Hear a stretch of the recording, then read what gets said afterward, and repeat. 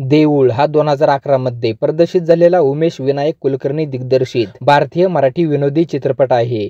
या चित्रपटात गिरीश कुलकर्णी, नाना पाटेकर, दिलीप प्रभावळकर, शर्वणी पिल्लई आणि सोनाली कुलकर्णी यांच्या प्रमुख भूमिका आहेत. हा चित्रपट जागतिकीकरणाचा भारतातील लहान शहरांवर होणारा परिणाम आणि भारतीय खेड्यांच्या भयानक स्थितीबद्दल आहे, ज्याला राजकीय पार्श्वभूमी आहे. या चित्रपटाद्वारे हिंदी चित्रपटसृष्टीतील ज्येष्ठ अभिनेते नसरुद्दीन शाह यांचे मराठी चित्रपटसृष्टीत पदार्पण देखील झाले होते. चित्रपटाची कथा अशी आहे की महाराष्ट्राच्या ग्रामीण भागात मंगरुळ नावाचे एक शांत गाव आहे.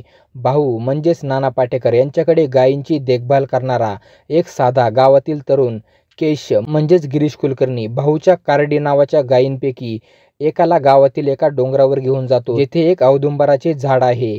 कार्दी त्या झाडावर आपले डोके खाजवते आणि त्या झाडावर भगवान दत्तात्रेय उपस्थित राहतात आणि केशाला आपला अवतार दाखवतात. देवाच्या अवताराचा अनुभव घेऊन केशा गावात एकच गोंधळ उडवतो की देव दत्तात्रेय त्यांच्यासाठी प्रकट झाले आहेत. मंगरुळचे सर्वात आदरणीय व्यक्ती अण्णा म्हणजे दिलीप प्रभावळकर त्यांना अशा वैयक्तिक बाबी जाहीर न करण्याचा सल्ला देतात, कारण हा श्रद्धेचा प्रश्न आहे. तथापि राजकारणात अधिक सहभागी असलेल्या काही गावातील तरुणांच्या मदतीने एक पत्रकार किशोर कदम मंगरुळमध्ये भगवान दत्तात्रेयांच्या दर्शनाची बातमी सनसनाटी बनवतो.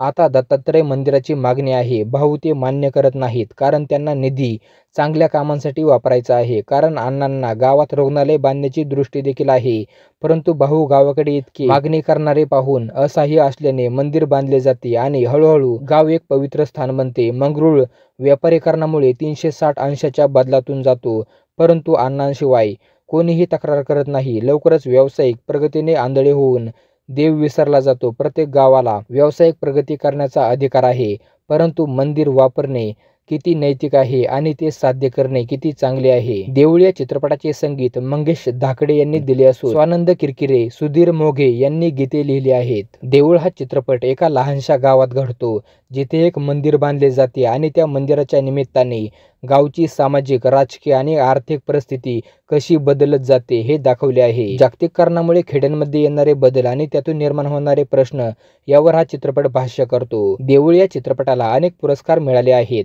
ज्यात सर्वोत्कृष्ट चित्रपटाचा राष्ट्रीय चित्रपट पुरस्कार देखील आहे.